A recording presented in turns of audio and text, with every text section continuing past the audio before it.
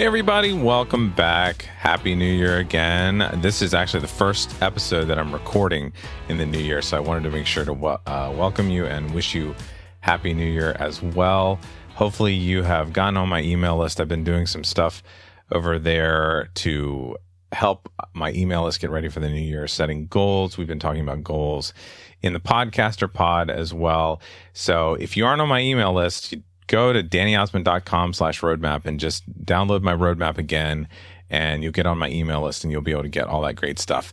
I'm really excited today. We're going to talk about promotion. Like the next couple of weeks, we're actually going to talk about several things. Today, we're going to talk about the evergreen call to action that you need to have on all your episodes. We're also going to talk about social media today and the things you should be doing as a podcaster in social media. And then next week, I'm going to go all through email list stuff and talk about the things you need to be doing with your email list, how you set it up, all those sorts of things. So let's dive in right now to the call to action that you need to have in every single episode.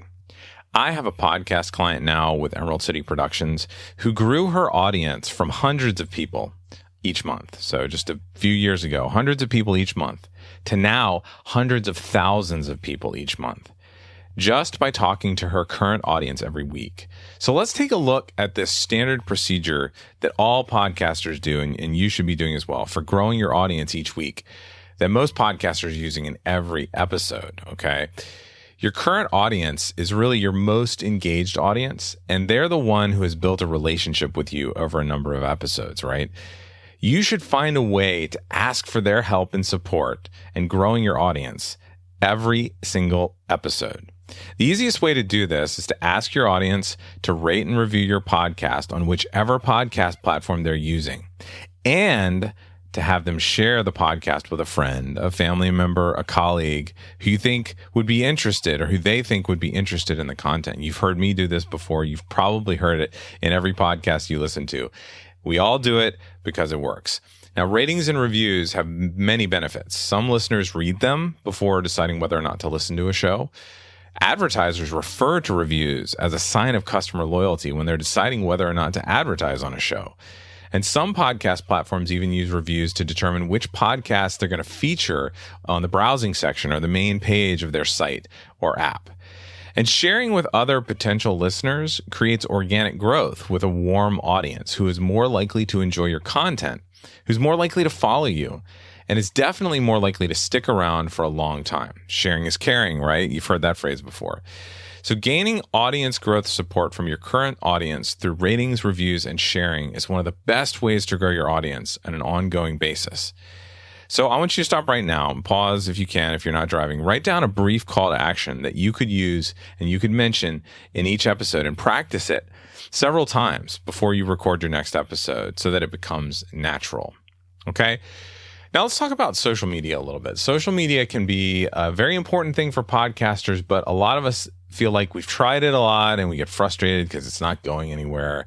I get it. I feel the same way. But it's still important to use social media in promoting your podcast. So let's talk first about the best practices in terms of social media. You know, social media is a hot button issue in our society, no matter where you land on most issues. We hate to love it and we love to hate it. We're addicted to it.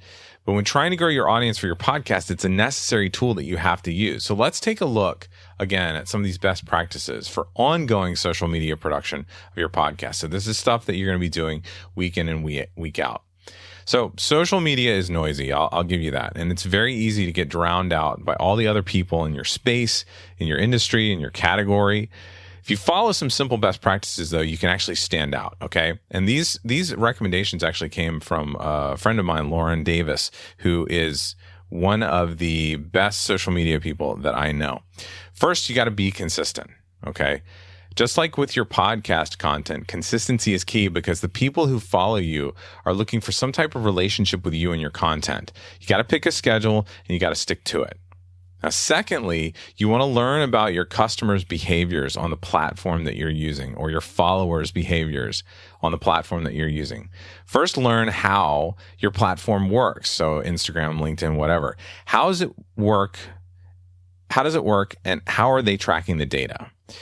Then use that data, use those data if you want to be correct grammatically, and analytics that they provide to understand the behaviors of your followers. Are there certain types of posts that perform better? Are there better times to post? So you got to try and run tests so that you know better, you can understand your audience, and then use that information to inform your future decisions on that platform. And then the final thing that you need to do in terms of best practices is don't shout. You've got to engage. So rather than just post statements, you need to actively encourage your audience to engage with your posts by asking questions that solicit responses. You may have noticed in my social media, if you follow me, I've been trying to do this more recently. If people comment on the post, you got to reply. If they like or share a post, you got to find a way to follow them and help them grow as well. Ask people to direct message you and continue those conversations. Social media's work, right? You can't just throw things out into the world without participating in the discussion that comes back. You got to acknowledge people and then take the time to engage. So if you follow these best practices when posting to social media in order to you'll get the most return of on your time without as much frustration. Okay, follow the best practices, you'll get ROI, and you won't be frustrated. Now, I want you to answer the following questions when you start guiding your content. Why do your followers follow you? First of all, okay, why do they follow you? What do they learn? What do they want to learn? What do they want to learn? What do they learn? And then what do you want to share with them? Answer those 3 questions, and that will give you loads of content that you can post in social media. So now let's talk about the actual posting. Okay, it's good to have some templates. If you don't want your social media promotion to look like something off of Friendster or MySpace, it takes some time, and it pays to take time to make it shine. You can accomplish this by creating some graphic templates for rapid execution of your social media campaigns. Now, when promoting your podcast in social media, you should have at least 2 graphic templates that will allow you to have a consistent visual look in social media that matches any branding you already have, while also making it easy to create professional looking posts quickly and easily. I recommend using Canva to create these graphic templates. Actually, I've shared on occasion some graphic templates that are already built by my friend Mike Brennan, and you can check those out as well. I'll share the links in the show notes today. So the 2 templates that you should definitely build are a quote card, and you've seen these before. It's just a place where you can put a fun quote. It's colorful. It matches your brand colors. Maybe it matches your podcast artwork, something like that. So you want to have a quote card, and then also a video or audio post frame. So we did audiograms for a while, and now lots of people are doing reels. You're putting video things in your story, stuff like that in Instagram, or you're putting videos on LinkedIn, Facebook. You're going to want to have those 2 templates, quote card, and then some sort of video audio post frame. And then once they're created in Canva, you can duplicate them, and then you can update them for each episode. That's what I love to do. So having 2 standard graphic templates will help you create good-looking social posts quickly. And I want you to head over to Canva right now or when you get home and create a free account and start exploring its capabilities, because there are lots of things that you can do there. So the final thing you need to think about in terms of social media is your promotion schedule, the scheduling for your social media. Yesterday, I'll tell you, I've unfollowed or hid at least 10 social media accounts I follow. Want to guess why I did that? Well, it was because they weren't posting consistently with relevant content. So here's how you can avoid someone like me leaving you.